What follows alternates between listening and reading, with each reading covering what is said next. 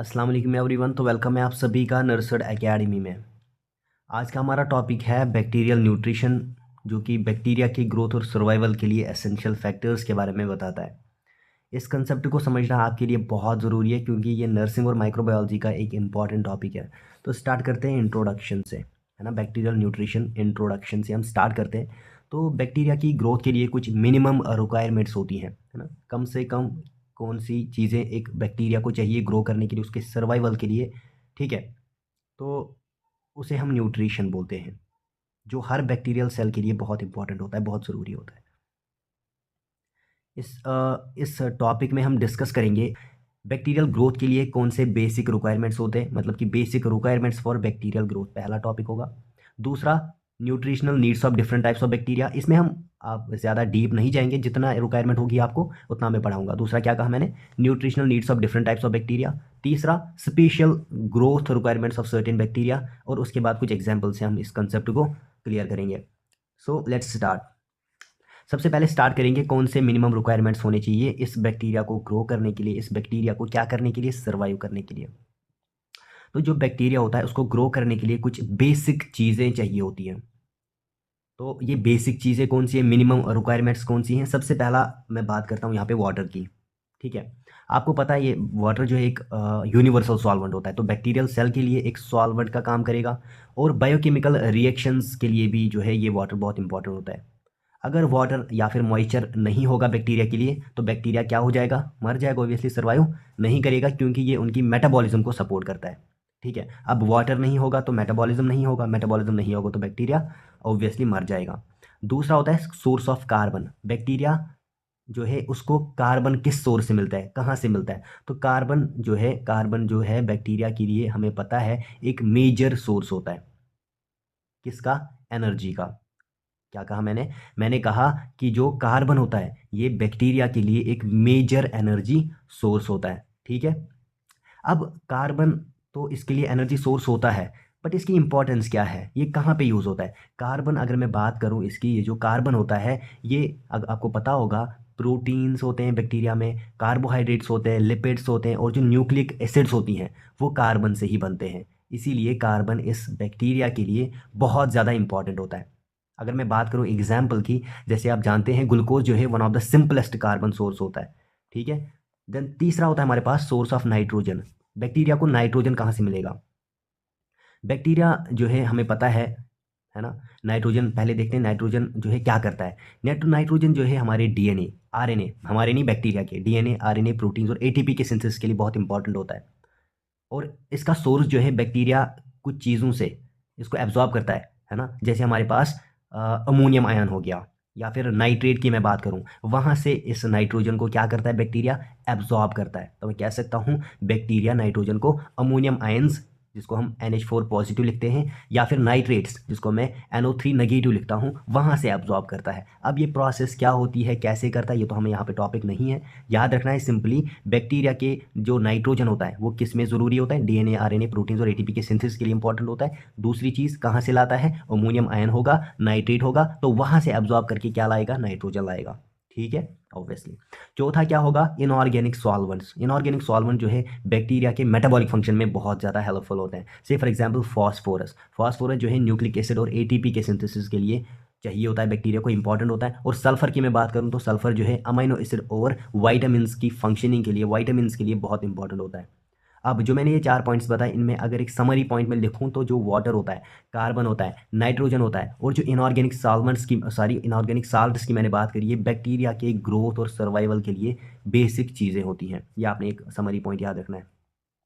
Now अब बात करते हैं इनऑर्गेनिक आयंस का क्या रोल होता है इस बैक्टीरिया में, ठीक है। अब बात करते हैं इनऑर्गेनिक आयंस की जो बैक्टीरियल सेल्स के लिए एडिशनल सपोर्ट देते हैं। पहला, पोटेशियम, की पॉजिटिव हम इसको लिखते हैं। पोटेशियम क्या करता है, पोटेशियम का क्या फंक्शन होता है बैक्टीरियल सेल में, ये जो है पोटेशियम एंजाइमेटिक रिएक्शंस को एक्टिवेट करता है। सोडियम जो है, अगर मैं सोडियम की बात करूं यानी पॉजिटिव की बात करूं, ये केमिकल ग्रेडियंट्स को मेंटेन करता है अक्रॉस, किसके across, across the bacterial cell membrane, ठीक है। तीसरा मैं आयरन की बात करूं, आयरन जिसको मैं Fe लिखता हूं, ठीक है, आयरन की मैं बात करूं तो आयरन जो है इलेक्ट्रॉन ट्रांसपोर्ट और एनर्जी प्रोडक्शन के लिए इंपॉर्टेंट होता है। किस लिए इंपॉर्टेंट होता है? इलेक्ट्रॉन ट्रांसपोर्ट और एनर्जी प्रोडक्शन के लिए ज़रूरी होता है। चौथा मैग्नीशियम Mg2 पॉजिटिव जिसको मैं लिखता हूं, ये क्या करता है? ये डीएनए और राइबोसोम्स को स्टेबलाइज करता है। मैग्नीशियम क्या करता है? डीएनए और राइबोसोम्स को स्टेबलाइज करता है। फिफ्थ में बात करूँ कैल्शियम की, कैल्शियम 2 पॉजिटिव जिसको लिखते हैं Ca2 पॉजिटिव, ये क्या करता है? सेल वॉल की जो स्टेबिलिटी होती है और स्पोर फॉर्मेशन के लिए भी इंपॉर्टेंट होता है। सेल वॉल स्टेबिलिटी के लिए और स्पोर फॉर्मेशन के लिए इंपॉर्टेंट होता है। क्लोराइड की मैं बात करूँ जिसको मैं Cl नेगेटिव लिखता हूँ, ये क्या होता है? एक ऑस्मोटिक बैलेंस मेंटेन करता है within the bacterial cell, ठीक है, ऑस्मोटिक बैलेंस। ठीक है, समझ आई?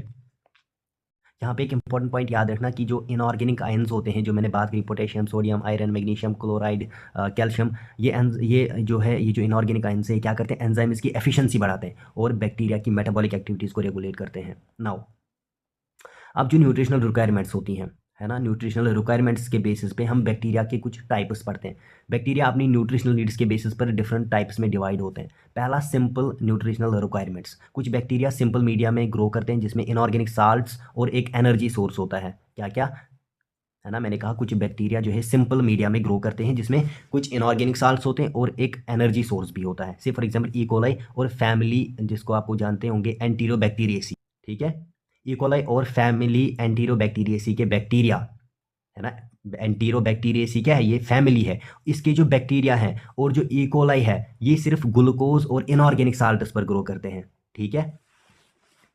इन मीडिया में ये जो सिंपल मीडिया है ना, ये जो सिंपल मीडिया की मैंने बात करी, इनमें carbon, hydrogen, oxygen, nitrogen, phosphorus और सल्फर ऑलरेडी प्रेजेंट होते हैं। अब दूसरा कौन सा बैक्टीरिया होगा? दूसरा होगा फास्टिडियस बैक्टीरिया।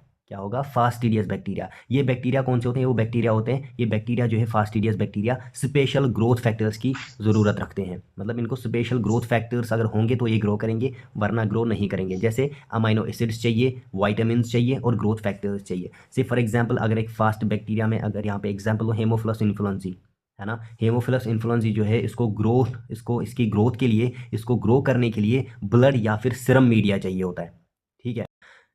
ठीक है, तो यहाँ पे क्या किया जाएगा? यहाँ पे किया जाएगा ये जो यीस्ट एक्सट्रैक्ट और मीट डाइजेस्ट होगा, है ना, यीस्ट एक्सट्रैक्ट और मीट डाइजेस्ट इस मीडिया में ऐड किया जाता है इनकी ग्रोथ के लिए, ठीक है। ये मैंने बता दिया, ये होते हैं फास्टिडियस बैक्टीरिया। इनके पास क्या होते हैं? कुछ स्पेशल ग्रोथ फैक्टर्स। यहाँ पे मैंने कौन सा ऐड किया? यीस्ट एक्सट्रैक्ट और मीट डाइजेस्ट, जो इनको अमाइनो एसिड, वाइटामिन और ग्रोथ फैक्टर्स जो है प्रोवाइड करेंगे, जिसकी हेल्प से ये ग्रो करेंगे, ठीक है। नाउ तीसरा है ऑब्लिगेट इंट्रासेलुलर बैक्टीरिया। कौन सा?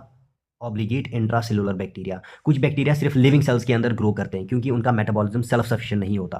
से फॉर एग्जांपल ट्रीपोनिमा पैलिडियम जो कि सिफिलिस कॉज करता है। दूसरा माइकोबैक्टीरियम लेप्री जो कि लेप्रोसी कॉज करता है। ये बैक्टीरिया आर्टिफिशियल कल्चर मीडिया में ग्रो नहीं कर सकते, ठीक है। नाउ उसके बाद आता है हमारे कुछ रियल लाइफ एप्लीकेशंस की हम बात करेंगे यहाँ पे, ठीक है ना। अब हम समझेंगे कि बैक्टीरियल न्यूट्रिशन का इंपॉर्टेंस क्या होता है, ठीक है, बैक्टीरियल न्यूट्रिशन का इंपॉर्टेंस क्या होता है। सबसे पहला होता है मेडिकल एप्लीकेशंस, ठीक है, क्या? Medical applications. पैथोजेनिक बैक्टीरिया की ग्रोथ रिक्वायरमेंट्स को समझने से हमें क्या होता है कि हमें उन्हें ट्रीट करने का सही तरीका मिलता है। से फॉर एग्जाम्पल हेमोफिलस इन्फ्लुएंजा के लिए ब्लड अगार यूज़ करते हैं। दूसरा इंडस्ट्रियल यूज़, इकोलाई जैसे सिंपल बैक्टीरिया का यूज़ जो है इंडस्ट्रीज में एंटीबायोटिक्स और एंजाइम्स बनाने के लिए होता है।